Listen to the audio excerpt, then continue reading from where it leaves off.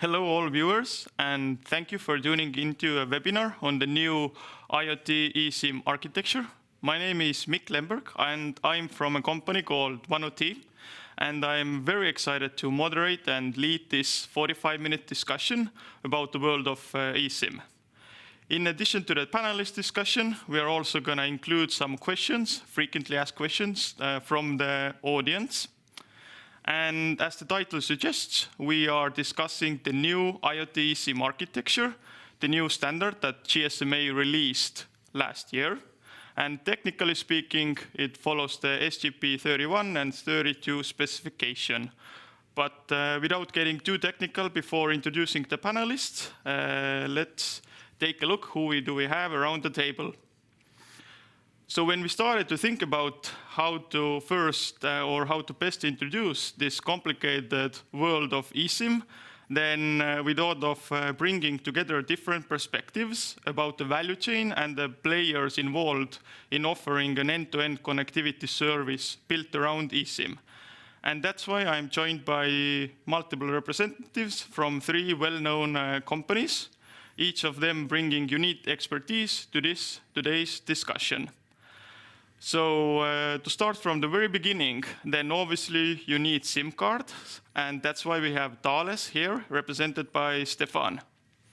Hey, hi, Mikk. Thanks for having me. It's a pleasure to be there. So I'm a marketing director at Thales in charge of eSIM solutions for consumer and the IoT markets as well. So Thales is a global technology leader. We have a strong focus on and strong positioning on digital identity and security solutions. And we've been at the forefront of eSIM for the past 10 years or 15 years now. Right. So it's really great to be here to share with you and with the audience about the eSIM for IoT, which is an exciting field, we believe. Absolutely. Then if you have SIM cards, you also need connectivity, and representing mobile network operators is KPN and Mark. Yeah, connectivity, that's us. Nice to be here, Mikk, and others, of course. Mikk Lemberg, Strategic Business Development for IoT within the KPN team. And well, as you mentioned, we are a connectivity provider, so Tier 1 MNO in the Netherlands. We always say world famous in the Netherlands, and outside we do a lot of business, but less people know about us. But we work across the globe, and we are very happy with the new IoT eSIM specification that was introduced and hopefully will be introduced into the market soon, because it will bring us, but mostly our customers, a lot of benefits. Absolutely. And since the promise of eSIM is obviously interoperability between different service providers, and to make it a reality, we also have here COMPRION and Marcus. Yeah, hello everybody, and thanks for being here. Yeah, interoperability is at our heart. So COMPRION is a specialist in test solutions and tools around mobile devices. One of our focus is the NFC interface, which is less of interest today. And the other one is everything is what is related to the SIM card and the eSIM in the meantime. So whether it's the eSIM itself, the eSIM profile, or the interaction of the SIM and the eSIM with the mobile device behavior in the network. I'm responsible for product management, business development, and our engagement in standardization. Perfect. All right, gentlemen, then let's get started. Yeah, as I mentioned, eSIM promises that users can change telecommunications profile on their device without physically replacing the SIM card, right? However, behind this simple sentence and logic lies quite complex world of specifications. So maybe for the viewers, let's first take a look at the eSIM architecture available on the market today and briefly talk about what are the main differences between those two eSIM specifications. And let's start with you, Stephane, while I'll put the slides on the screen as well. Yeah, so thank you, Mikk. So to start with, eSIM started more than 10 years ago with machine-to-machine specification. So it was all about being able to manage remotely connectivity profiles into a device using a very secure solution, as secure as the SIM itself. It was from machine to machine because it was about managing connectivity in cars, for instance, or in meters. The idea there was to be able, as an administrator of a fleet of devices, to push these profiles securely to devices. So that was the first eSIM technology that was defined and that actually has been deployed on the market. The second one came a little bit later with the eSIM for consumer devices, and typically smartphones, I think, and smartwatches. I think first examples were for smartwatches, and then smartphones. Everybody knows about the iPhone that started really to adopt the eSIM technology inside such a device. And here the big difference is that you have these connectivity profiles that are provided by mobile network operators, of course, but they are chosen by the end user.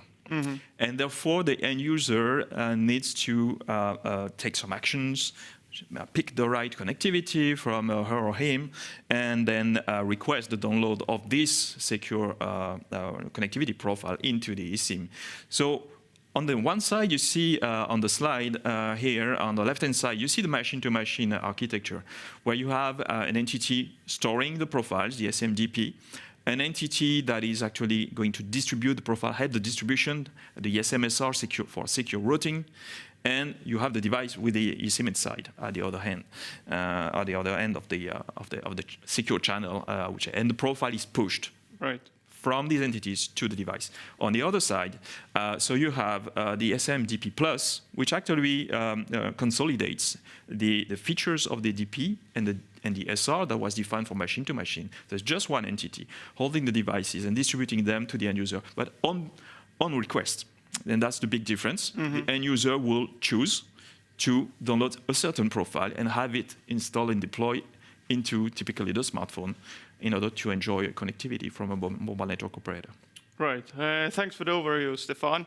So let's now focus on the M2M side of things, as the new architecture is also about IoT. But maybe first, before a bit of background, what are the limitations of the M2M eSIM architecture from your experience at KPN, Mark? Yeah, that's a good question. Thanks, Mikk. So what we, maybe first to start, it might sound a bit strange that an MNO is happy with a technique that allows customers to switch from one MNO to another MNO. That was always the big struggle, also within KPN when it was still early days. Should we adopt this technology? How many customers can leave us? And we always said from the product management team, don't look at how many customers can leave you, but look at the opportunity of customers that can come to you. And so it happened. So we adopted the first even pre-specification technology, and but also version 1, version 2, version 3 of the M2M specification. So we adopted all of these versions. Challenge was that compatibility between these different versions was not really there because they were completely new and then they were not always backward or forward compatible. But the biggest challenge lies within the real flexibility that we can provide our customers. If you want or allow your customers to switch from A to B to C, in theory that sounds really good and it's possible. But the integration work, all the heavy lifting to actually integrate MNO1 to MNO2, maybe even to MNO3, when you have multiple companies, there's Thales, but there's more SIM vendors that also have their maybe just slight different interpretation of the specification, it proved to be a disaster. Right. to keep it simple. Yep. All right. Anything maybe from your background or experience, Markus, on the M2Ms and limitations of the M2M architecture? Yeah, of course, we would love to be involved in checking the interoperability of these interfaces which have been defined to move a device from one backend infrastructure to another infrastructure. But as you said, Mark, before you enter into discussions about technology, you think about, okay, how do I do this contractually? What about the liabilities? Who pays for what for the migration process? And it turned out that this is so complex that most people stopped this discussion before it ended up in technical discussion and technical integration. Yeah. So actually, I don't think that too many customers have used these interfaces. Yeah, they were technically defined in a sound way, but rarely used. And what became clear that there needs to be a much simpler solution. Mm-hmm. I really like it that what you mentioned here, that we didn't even get to the technical limitations because of the commercial limitation. I think you're spot on there. Absolutely. And I think this new IoT eSIM architecture actually tries to solve these, let's say, designed complex or complications of the M2M, and then in a sense we can think that it's a second try of simplifying the changing telecom profiles on the IoT and the M2M devices. But then let's dive into the IoT eSIM, and maybe let's start comparing first the differences between the M2M specification and the new IoT eSIM specification. So what are the biggest differences between the M2M and IoT eSIM specification? Maybe let's start with you, Stephane.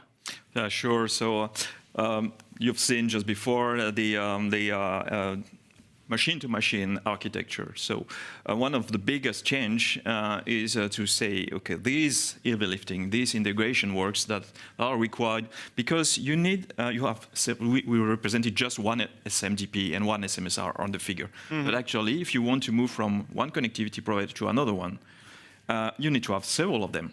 And you need to integrate this SMSR together. They need to communicate together. So that's the part of the heavy lifting Mark mentioned just before. So the main difference here is to say, okay, we need to remotely manage devices, like in machine-to-machine. So there's nobody attending the device. It's somebody managing a fleet of devices. But we need a simpler architecture. And this simple architecture actually exists. It's the consumer one. So the main difference between the machine-to-machine specification and architecture and the IoT one that is coming, that we're going to discuss extensively today, is to use this simple architecture that has been defined for consumer devices in an IoT context. So what is important is to take the best of these two worlds. For machine-to-machine, you were able to remotely manage the devices. Well, with IoT, you will be able to do the same, but you won't have to do this integration, heavy lifting, etc., because the consumer type of architecture is adopted. And that makes the big difference between the two specifications. Right. I'll put on the background also the new IoT eSIM architecture. So you mentioned the SMTP+, which is the same, and then the IoT device is also visible on the architecture. But then maybe next question to you, Mark, is from the enterprise perspective. Why do you think this new IoT eSIM architecture is better, or what are the main improvements that you see this bringing to the market? Yeah, well, that's again a very good question. What we thought when the M2M specification was released, that it was really designed for machine-to-machine. IoT, we thought, but it was really designed for machine-to-machine. So devices that had no GUI, devices in the field, big deployments where it makes sense that if you want to change your contract end of your term, that you and you cannot access the device because it's major deployment, 100,000 plus, that you need a way to ensure your install base against inflation, as we call it, and that's nice, but it was very difficult. And with this IoT specification, it's called IoT not for nothing, because it's really tailored for the new type of IoT. So not just machine to machine, but the broader spectrum. And the fact that it relieves the operator, but also the SIM vendor or the platform provider, all the peer-to-peer integrations that were needed and are still needed for the M2M specification, that makes it so much easier to give your customer actual freedom to choose operator A, B, C. Of course, there's still some integration work, but it makes life so much easier that we really trust that this will have the similar uptake as the consumer specification, because that was a no-brainer, that it made a lot of sense to have devices with SIMs on board. And gradually, we see a lot of customers in IoT also bringing devices that have pre-configured SIMs, sometimes blank, sometimes with a bootstrap profile on board. And then it absolutely makes sense to have an easy way of selecting your favorite operator. Not just switching, but even the first selection of, I buy my device from company A, but I have a connectivity contract with operator B, and I can just choose them. Right, that makes sense. And yeah, I would also maybe, one of the frequently asked questions is like, what is, or how does it impact the enterprises, right? And you brought out a couple of points, which is about cost effectiveness, sorry, and also more straightforward way to scale across the world and kind of having more ownership of the SIMs and its connectivity terms depending on where the need is. And one of the elements that makes this good side of the consumer architecture work for the IoT eSIM architecture is the eSIM IoT Remote Manager, right? Also known as eIM when you saw the screens. Then this IoT Remote Manager plays a very important role in the whole architecture, right? So let's maybe first start. What is eIM and why is it so important? And maybe let's start with you, Markus. Yeah, it's a kind of remote component to do the full lifecycle management of eSIM profiles on the device. Yeah? So you can trigger that the device downloads a new profile. You can trigger that the device switch from profile A to profile B, that a profile becomes deleted. So the whole lifecycle management, and that can be done remotely. There's, of course, a link from the device to the eIM, because both need to know who's talking to each other in order to be able to talk to each other.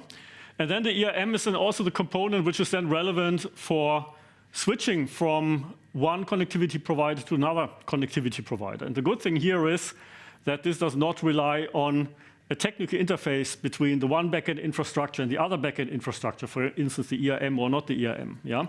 You only need to remotely configure something in your device or in the EUICC in order to connect to another eIM and then to download your profile from somebody else or to do the remote management from another eIM.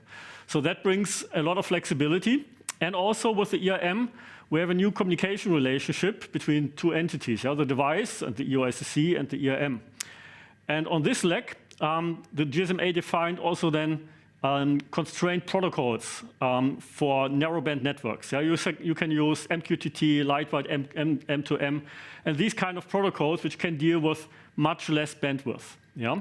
And that's also a new thing compared to the M2M architecture. And last but not least, we get rid of the SMS channel, which is also important because some operator networks or some devices, depending on which network technology you want to use, providing SMS is a burden, yeah, and we get rid of the SMS channel with this. So a lot of benefits.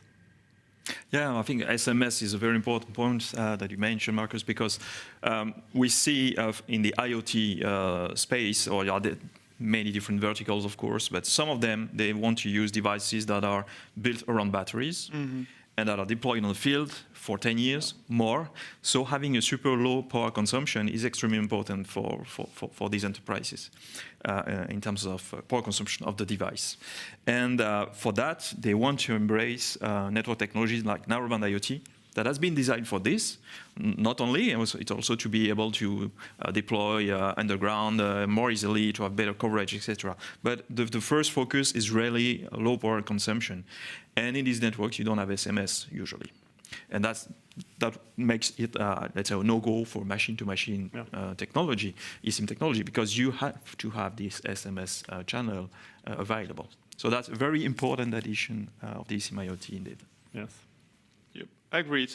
Then let's maybe first take a look at this slide. So this is a perspective of having an eIM that is capable of talking to multiple SMTP pluses, as Markus pointed out, where you don't need to have pre-done integrations, but actually some configuration in order to receive a profile, right? But then looking at this architecture, you can also see and understand that who owns the eIM is quite important, right?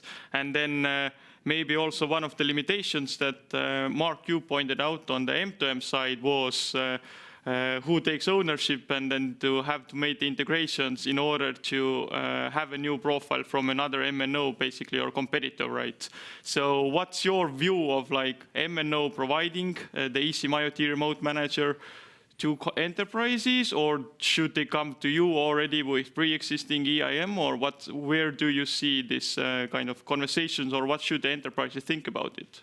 Yeah, well, the discussion just prior to this was about the flexibility, and I want to just emphasize that this whole flexibility part is what makes this the best specification out there yet, and especially with eIM, because it can be as you said, that the operator KPN can provide it. It can be that the integrator, 1OT, can provide it.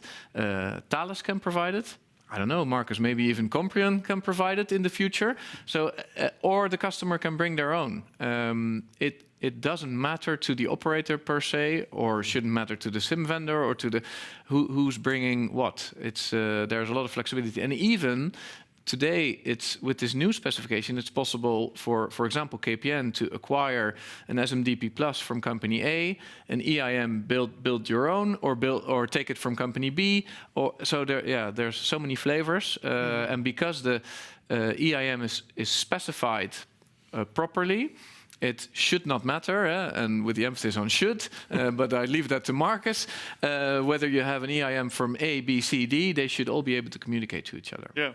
That's a great point, and that was maybe one of my next questions as well about the interoperability of, let's say, EIM and somebody else's DP+, right? As Mark pointed out, there are multiple of companies able to provide SMDP+, right? But then also who can develop the EIM can vary, right? And then we are definitely probably going to see new entrants into the market as well. So what's the current status or view of different EIMs from different companies talking with different SMDP pluses?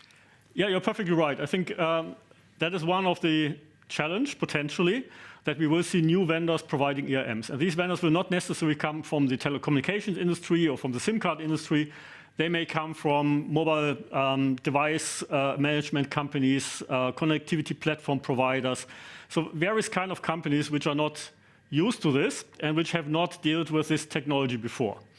On the other hand, we have very common and used and known frameworks how to ensure interoperability. It starts with that the industry, the GSMA, who defines the technical specification of all these components, also defines test specifications for all these components, which can be used to test the conformance of each device and each component in isolation, whether it's a device, whether it's the EO-ICC, the EIM, or the backend, the SMDP+. So that's good. Furthermore, we have even not just a piece of paper, a test specification. We have conformance test frameworks and organizations which take care of that this is applied in a proper way and really certified. So we have, for example, the GCF for the device conformance. We have global platforms for the EO-ICC conformance. We are a little bit weaker on the backend side, means on the EIM and on the SMDP+ side, because we have kind of self-testing and self-certification that you have done proper testing, which is less rigid. But at least, and Stephane, you mentioned this SMDP+ is a well-known component. It's stable, it's mature in the meantime. I'm not really worried about this. The EIM is something I said where I'm a little bit more worried because of the new companies coming on board of this concept. And also because of these constrained protocols, because that is something where we have not just interoperability on the functional level, but also on this protocol level, how the protocol stacks are implemented on the device side and on the EIM side. And that's something, an area of the technology which is less well-defined and also not that much subject of all the test specification and the test framework. So that's something where we will see what's going to happen. That will become interesting. Yeah, maybe just to add on that, we're working on standards because interoperability is key. So this is why we had the SGP.32 standards. We've been through many different versions. You mentioned them, Mark. It's because you want to add more features. Also, you want to make this technology being more mature as any technology. This happened also for the consumer technology. I think the same will happen for the IoT technology, and with the help of COMPRION, testing organizations, global platform helping, GSMA, TestFest, all the stakeholders participating to that, I think we'll progress together. This is the first release of the standard, so for sure there will be more work to be done. I'm pretty convinced by that. We'll take also this opportunity to make it better in terms of value delivered to the industry. But I think this is something that is pretty usual. I would say. It is. The points of attention you mentioned are clear. I think we need to work on that. At Thales, we developed and deployed a pre-standard solution based on SGP.32 with the same concepts, but no constraint protocol yet. So this is something that we need to add and test with the rest of the partners. And that's a very important point you're making. And that's a very important point for this year. Because in the second half of this year, we'll come back to that, I think, later.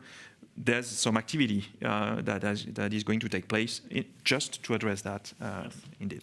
Right.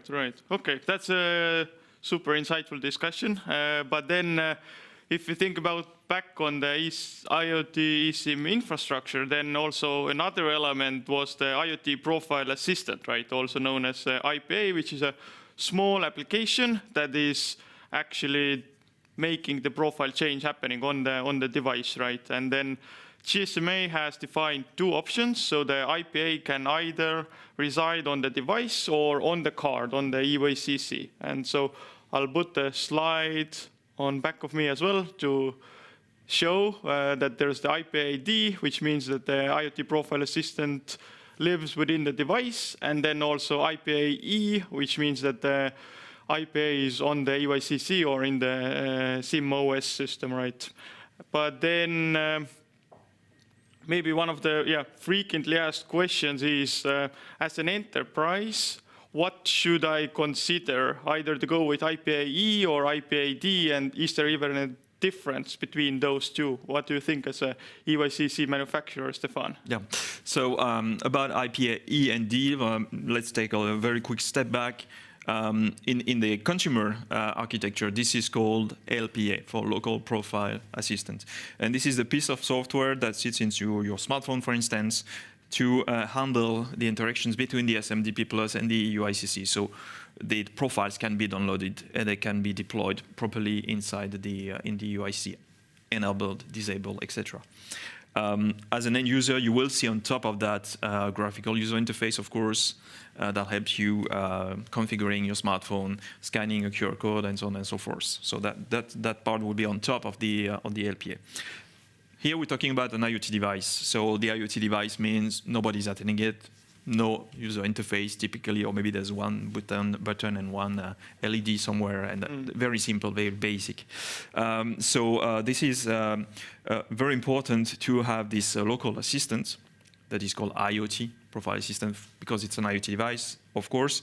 But since nobody is able to actually attend the device and perform actions locally, this IPA is also the way for the EIM to interact with the eUICC and to send to push, let's say, because we're talking about pushing updates to devices, new connectivity, for instance. This is, so to speak, the receiver of your remote control.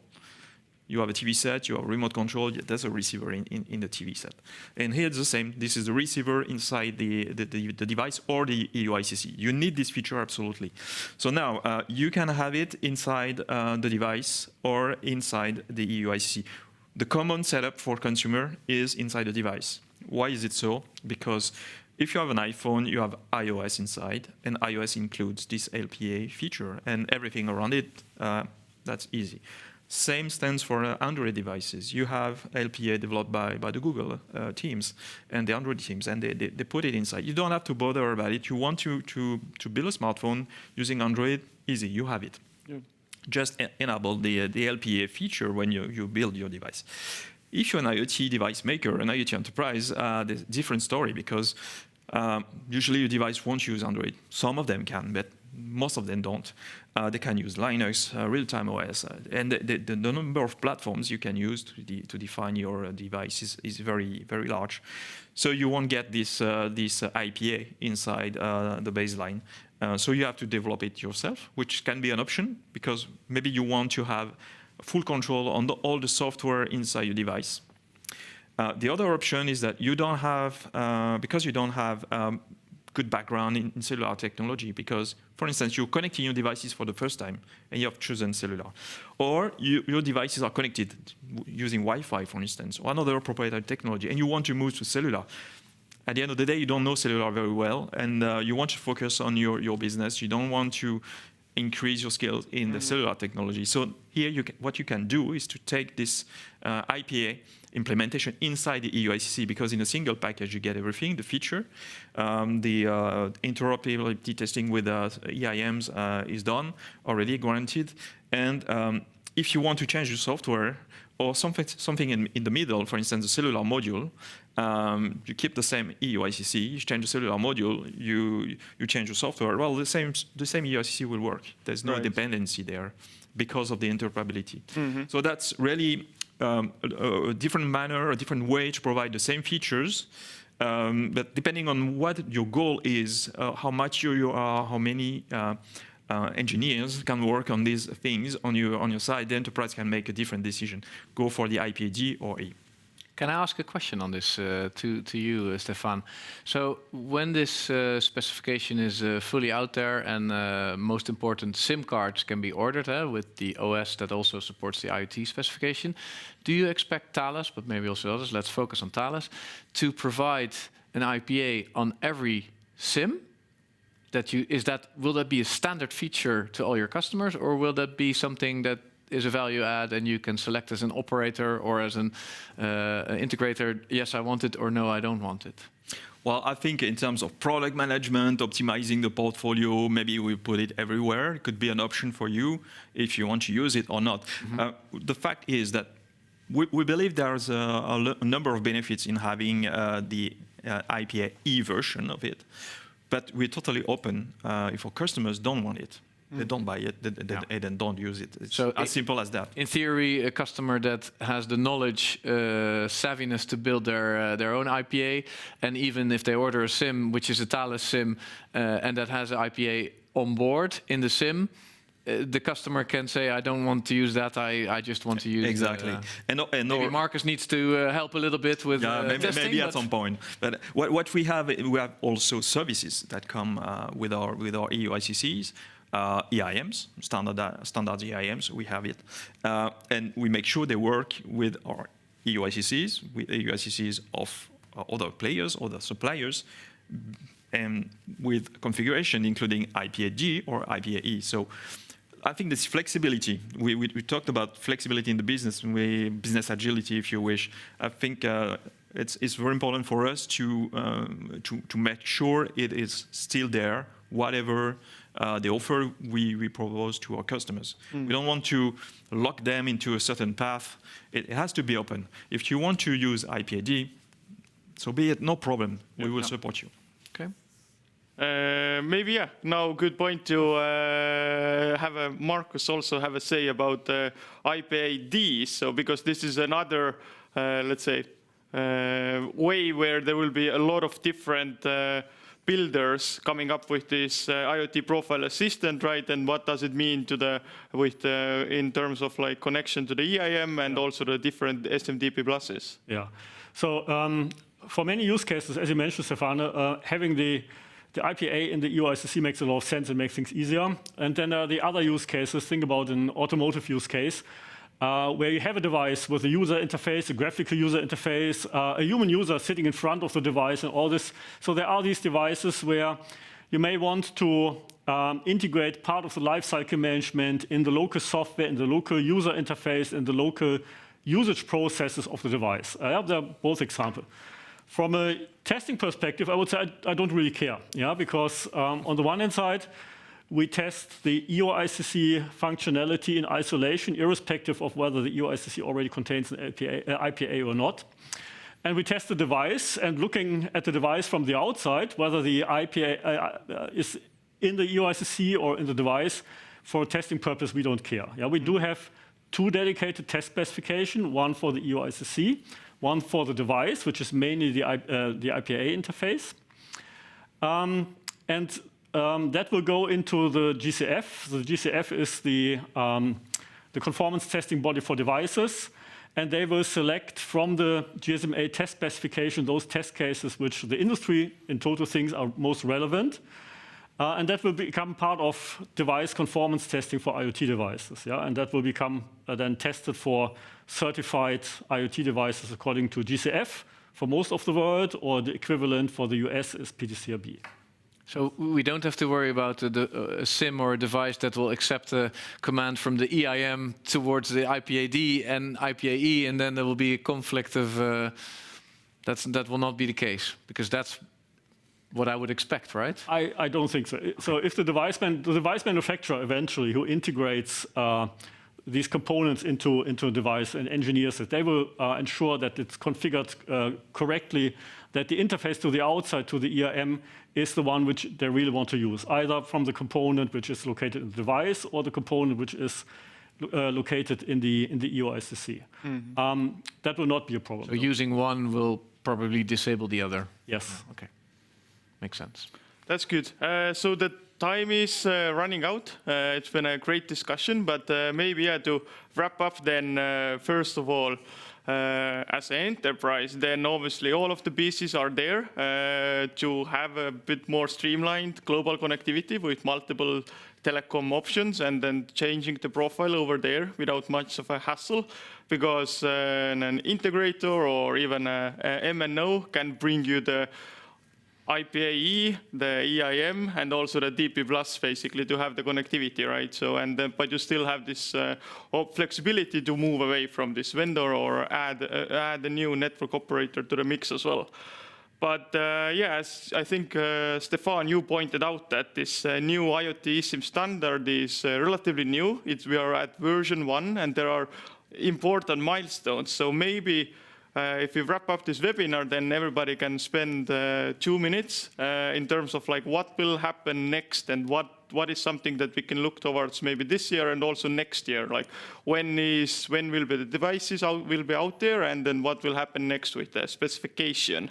So I don't know. Let's start with you, Mark. Okay, happy to start. So what I would suggest enterprises to do is to ask your connectivity provider, what are you doing in this field today? If the answer is, what do you mean specification IoT? Find another connectivity provider. But let's assume they are working on it. I would always advise to start testing and working with the current consumer specification, because it's so much alike the eventual IoT specification when it's out there. A lot of experience you can gain with using this current technology. Of course, there are some downsides because you can't control it fully remotely, but there are ways around. So that's really to get acquainted with how this works. Read through all the material that is published from GSMA. That will really help you. And my expectation is that even though the specification has been released already, it will take some time and a fair amount of time before the SIM cards are available. And I guess with all technologies, if you do not have a corresponding SIM with the correct OS that can handle this specification, then there's no point in putting devices into the field. And that the SIM is not there yet. So as soon as the SIM is ready, fully tested, and the operators are providing that massively to the customers or directly from the SIM vendors to the OEMs, for example, that's when the real, let's say, IoT eSIM party will start. And yeah, we will do a lot of experience and gain a lot of knowledge in the coming months. And yeah, keep your eyes tuned for all the updates. And but make sure to test it and ask your provider, what are you doing, and can you show me something? Absolutely. What are your predictions, Stephane?